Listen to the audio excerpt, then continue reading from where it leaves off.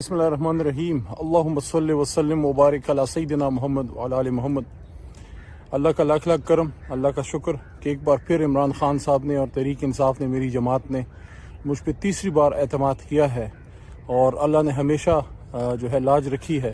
امید ہے انشاءاللہ ایک بار پھر اللہ سرخرو فرمائے گا اور اللہ موقع دے گا پاکستان کے اس ایوان میں جس کی طرف پوری امت مسلمہ کی نظریں ہیں، وہاں ایک بار پھر اسلام کی، پاکستان کی ایک نظریاتی جدوجہد کرنے کا، حفاظت کرنے کا، خدمت کرنے کا میں بالخصوص مردان کے عوام کا شکر گزار ہوں، جس طرح انہوں نے مجھے 2 بار پاس کیا اور ایک بار جناب عمران خان صاحب کو بھی میرے حلقے سے پاس کیا۔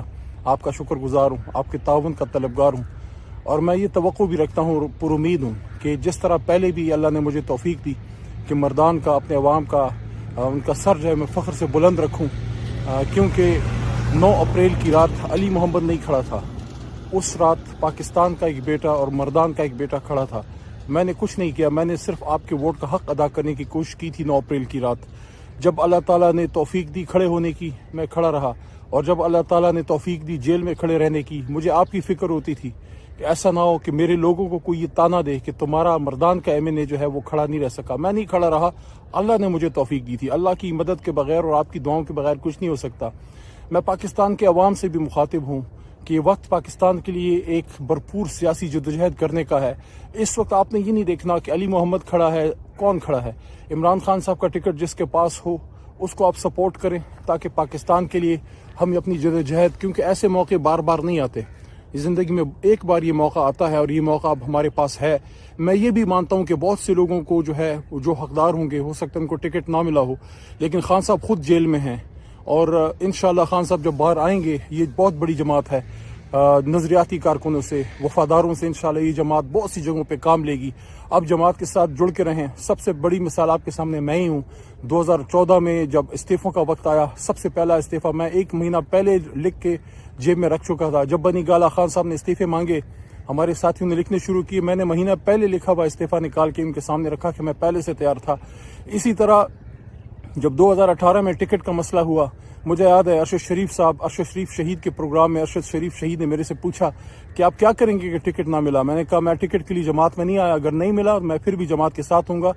دل میں نے یہ فیصلہ کیا تھا کہ اگر مجھے ٹکٹ نہ ملا تو جو نظریاتی لوگ مجھے نظر آتے ہیں اس زمانے میں جو موجود تھے، اسد عمر بھائی اور شریار خان افریدی صاحب، ان کے تو کاغذات منظور ہو گئے ہیں، مراد سعید بھائی، میرے ذہن میں یہ تھا کہ میں ان کی کمپین کرنے نکل پڑوں گا، اور جب الیکشن ہو جائے گا پھر اسلام آباد میں اپنی پریکٹس اور پارٹی کی خدمت جاری رکھوں گا۔ اللہ نے کیا اور اللہ نے صبر کا پھل دیا۔ خان صاحب نے مجھے کہا کہ تمہیں تو کوئی مسئلہ نہیں ہے۔ خان صاحب میرے ساتھ کھڑے رہے، ورنہ بہت سے لوگ خلاف تھے، اور وہ میرا ٹکٹ ہو گیا۔ اور مجھے آج بھی یاد ہے، مجھے پہلی مبارکباد بھی ارشد شریف شہید نے دی تھی۔ پورے پاکستان میں پہلا میسج ان کا آیا تھا کہ مبارک ہو آپ کو ٹکٹ کی۔ آج وہ ہمارے بیچ نہیں ہے، بہرحال اللہ ان کی مغفرت فرمائے، لیکن ہم اپنی جدوجہد جاری رکھیں گے۔ میں یہاں یہ بھی کہنا چاہتا ہوں کہ پاکستان تحریک انصاف کی لڑائی کسی سے نہیں ہے، نہ اداروں سے ہے، نہ کسی سے ہے۔ ہم اس ملک کے لیے، اس ملک کی خاطر سیاست کرتے ہیں۔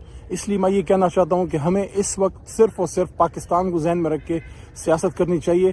ہماری سوچ ہی ہے۔ عمران خان صاحب نے خود رمضان المبارک میں یہ بات کی تھی زمان پارک میں، جب ان سے پوچھا گیا ایک اینکر کی طرف سے کہ جیتنے کے بعد لوگ ڈرتے ہیں کہ آپ انتقام کی طرف جائیں گے، انہوں نے کہا نہیں۔